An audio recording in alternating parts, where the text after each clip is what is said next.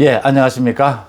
민주당에서는 지금 보궐선거의 책임 공방이 거세지고 있습니다. 누가 책임을 져야 되느냐, 무엇을 잘못했느냐, 무엇을 고쳐가야 되느냐인데 이 공방전의 중심에 또다시 조국이 섰습니다. 조국.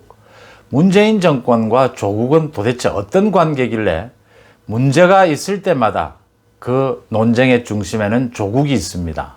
지금 이번 보궐선거 이후에 책임 공방에서도 조국이 나오면서 조국으로 인해서 문재인 정권은 시작이 됐고 이제 문재인 정권의 마지막도 조국과 함께 할 것으로 보입니다. 차라리 이렇게 민주당 정권, 문재인 정권은 조국 수호 정권이다 이렇게 얘기될 바에는 조국을 차기 대선 주자로, 친문의 대권 주자로 옹립하는 건 어떠냐 이런 얘기까지 나오고 있습니다. 그러니까 보궐선거 패배, 반성 얘기를 하면서 맨 먼저 조국 얘기를 꺼낸 사람은 김혜영 전 민주당 의원, 부산이 지역구입니다. 전 민주당의 최고위원도 지냈죠. 김혜영 전 최고위원이 먼저 조국 문제를 꺼냈습니다. 김혜영 최고위원이 페이스북에서 지난 8일입니다. 그러니까 보궐선거 다음 날이죠. 조국 사태에서 저는 우리 민주당이 너무나 큰 실책을 했다고 생각합니다. 지금도 당에서 조국 전 장관을 왜 그렇게 지키려 했는지 이해할 수가 없다. 이어서 조국이 아닌 다른 사람이 그 자리에 있었다면 달랐을 것이다.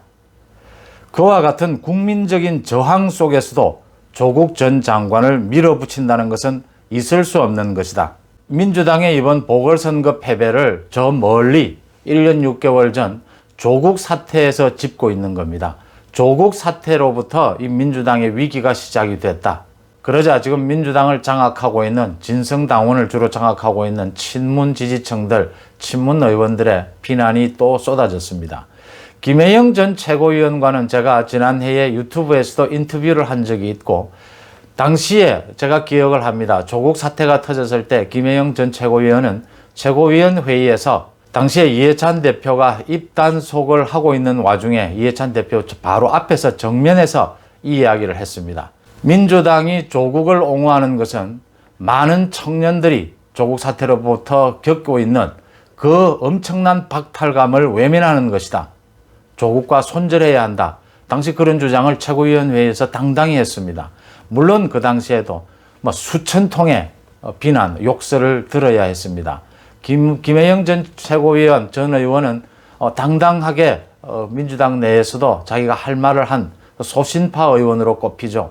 그러자 그 다음날 민주당 초선 의원들이 대규모로 나서서 이번 보궐선거의 책임으로 부동산 문제를 비롯해서 친문 지지층, 강성 친문 지지층의 행태를 문제 삼고 나서면서 이제 민주당 내에서 제2의 조국 사태가 벌어졌다. 이런 분석이 나옵니다. 이렇게 민주당 내에서 제2의 조국 사태가 벌어졌다. 이렇게 얘기하는 이유는 그러니까 지난 9일 민주당의 초선 의원들이 대거 나서서 이번 보궐선거 책임으로 친문 지도층의 책임이 있고 그 다음에 강성 친문 지지층도 우리가 태도를, 자세를 바꿔야 한다.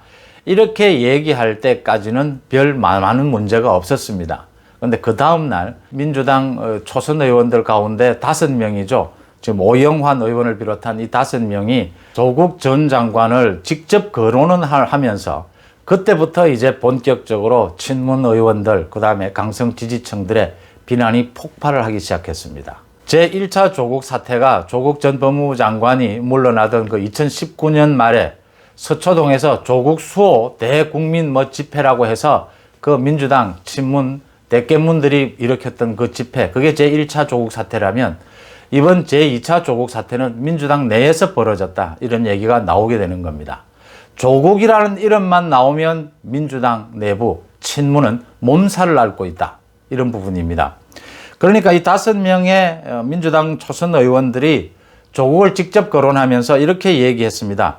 재보궐선거 참패의 원인 중 하나로 조국 전 법무부 장관을 비호한 민주당의 태도를 지목하지 않을 수 없다. 이렇게 기자회견에서 밝히면서 문제가 시작이 됐습니다. 그러자 소위 대깨문들, 친문 의원들 사이에서 이제 구한말의 그 매국노를 비유해서 초선 오적이라고 부르면서 이 사람들에 대해서 격한 비난, 욕설을 이어가고 있습니다. 민주당, 권리당원 그 게시판에는 초선 오적을 비롯해서 배은망덕하다, 조국 사태 이후 총선에서 대승한 것은 잊었느냐, 이런 비난들이, 이건 지금 욕설을 빼고 소개를 해드리는 겁니다. 이런 비난들이 나오고 있고, 을사오적보다 더한 놈들이다. 민주당 정체성을 제대로 알기는 알고 하는 말이냐.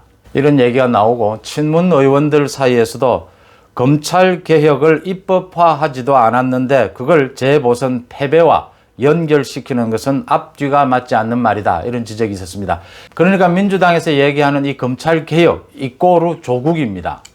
조국 이꼬르 검찰 개혁입니다. 지금 민주당이 얘기하는 건 조국 말만 하면 이게 지금 검찰 개혁을 가로막으려고 하는 것이다. 이렇게 이어지는 것입니다.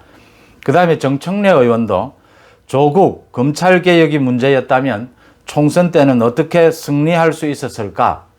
서초동 촛불 정신을 잊으면 안 된다라고 했습니다. 물론 민주당 내에서도 그 박용진 의원 같은 경우에는 초선들의 목소리에 동조한다, 격려를 보낸다 이런 뜻도 있었고, 말씀드린 대로 김혜영 전 최고위원은 조국 사태를 꼭 꼬집으면서 지금 이번 보궐선거뿐만이 아니라 문재인 정권 전체에 지금 이 내리막길을 걷고 있는 데는 그 조국 사태가 문제가 기폭제가 됐다, 이런 점을 짚었던 것입니다. 그러면 문재인 정권의 지난 4년, 앞으로 남은 1년, 지금 민주당의 내분을 보고 있자면, 이 조국으로 일어난 제2의 조국 사태라고 불리는 이 내분을 보고 있자면 문재인 정권의 앞으로 남은 1년도 조국이 가장 키워드로 보입니다. 그렇다면 문재인 정권의 지난 5년은 조국입니다. 가장 중요한 인물은 조국이냐 아니냐의 문제입니다. 그러니까 문재인 정권의 지난 5년을 이렇게 거칠게 되돌아보면 전반기는 검찰을 내세워서 지난 정권을 적폐청산이라고 하면서 지난 정권 청산한 데 매달렸고, 후반기는 검찰을 없애려고 한 것이었습니다. 검찰을 없애는 거기에 가장 큰 이유로서 문재인 정권 자기의 퇴임 후에 안전을 보장받으려고 하는 그런 욕심 때문에 검찰을 없애려고 한다. 이 검찰개혁, 이름은 검찰개혁이었습니다. 이렇게 검찰을 더 강화해서 전 정권에 대한 적폐청산을 하고, 그 다음에는 아예 검찰을 없애서 자신의 퇴임 뒤에 안전을 도모하는, 이 두 가지가 문재인 정권의 전부라고 해도 과언이 아닙니다. 이 문재인 정권의 전반기 적폐청산, 후반기 검찰 해체, 이 모두의 중심에 조국이 서 있습니다. 문재인 대통령을 대신한 대리인으로서 조국이 서 있습니다. 그래서 조국이 법무부 장관에서 쫓겨난 것을 문재인 대통령은 가슴이 아프다, 마음에 빚을 졌다라고 한 이유가 문재인 이꼬르 조국, 조국 이꼬르 검찰 해체인 겁니다. 이게 지금 이렇게 되니까 조국의 문제를 거론하게 되면 민주당은 깨진다. 지금 여당은 두 개로 쪼개질 수밖에 없다. 조국에 대해서 반성하는 쪽과 조국을 수호하는 쪽으로 깨질 수밖에 없다. 그 내용을 엿볼 수 있는 것이 지난해 말에 그 정경심, 조국의 부인인 정경심이 자녀 입시 부정, 그러니까 스펙을 모두 조작한 것이 드러나서 그 재판에서 4년형을 받았지 않습니까? 4년형을 받았을 때 그 친문 진영에서 나온 반응입니다. 그 대표적인 그 친문으로 꼽히는 그 황교익 칼럼니스트, 그 당시에 그 조국 부인이 4년형을 받자 이런 얘기를 했죠. 골고다 언덕길을 조국과 그의 가족이 걸어가고 있습니다. 예수의 길입니다 했습니다. 그 조국이 지금 순환을 받고 있다. 문재인 정권의 각종 개혁에 저항하는 기득권 세력에 의해서 조국이 예수님처럼 지금 순환의 길을 걷고 있다. 이렇게 얘기를 해서 화제가 되기도 했었습니다. 그 당시에 또 윤영찬 민주당 의원은 자식의 스펙에 목숨을 걸었던 이 땅의 많은 부모들을 대신해 정경심 교수에게 십자가를 지운 것이다. 이렇게 했습니다. 정경심 교수, 조국과 정경심이 이 땅에 사는 많은 부모들을 대신해서 예수님처럼 십자가를 졌다. 이렇게 표현을 했습니다. 윤영찬 의원이 이런 말을 했는데, 이 땅의 많은 부모들이 자식들이 입시에서 좋은 성적을 거두기를 바라고 모두 안간힘을 쓰죠. 그렇지만 조국이나 정경심처럼 그 스펙에 목숨을 걸고 그렇게 부정 입시는 하지는 않습니다.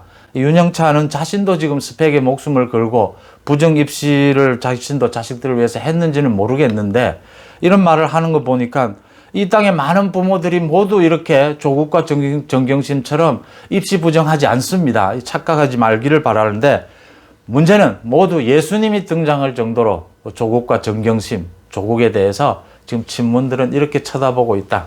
그러니까 문재인 정권 초기부터 그 청와대에 내서 특별감찰관도 임명하지 않았지 않습니까? 그러니까 대통령의 가족, 친인척을 그 관리를 하게 되는 특별감찰관도 아직 임명하고 있지 않고 있죠. 그러니까 이 정권 내에서는 임명하지 않겠다는 거죠.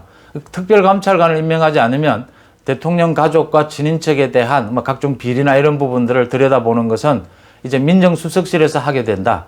그러니까 여러 가지 의혹이 나오면서 문재인이 조국과 한 몸이 되면서 지금 검찰 강화 정권 초에, 정권 후반에는 검찰 해체, 이 가는 모든 과정에서 조국이 문재인 대리인이 되었다.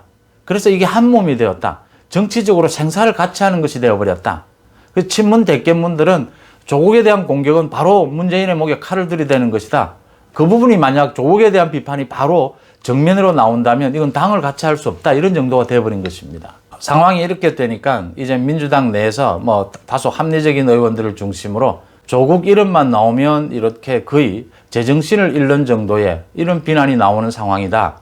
차라리 이럴 바에는 정세균이나 유시민을 친문 후보로 내세운다라고 할 것 없이 조국을 뭐 아직 재판 중이긴 하지만 뭐 재판 중이라고 뭐 후보로 나설 수 없는 건 아니니까 차라리 막 조국을 친문에 막 대권 후보로 내세워서 지금 검찰 해체를 하겠다는 거니까 검찰 해체를 내세우면서 대권 후보로 내세우는 게 어떠냐, 이런 비아냥도 나오고 있는 겁니다. 이게 사실은 비아냥이죠. 야권에서는 지금 검찰을 지키겠다라고 하는 공정과 정의를 내세운 뭐 윤석열이가 대권 후보가 될 것 같으니까 차라리 조국을 내세워서 검찰 해체냐 검찰 보존이냐를 놓고 한번 붙어보는 건 어떠냐, 이런 비아냥도 나올 수밖에 없는 대목입니다. 조국을 거론하지 못하는 민주당의 개혁, 뭐 민주당의 보궐선거 책임론, 이건 모두 가짜입니다. 사실은 껍데기뿐인 반성이고 껍데기뿐인 뭐 혁신인 주장인 것이죠. 고맙습니다.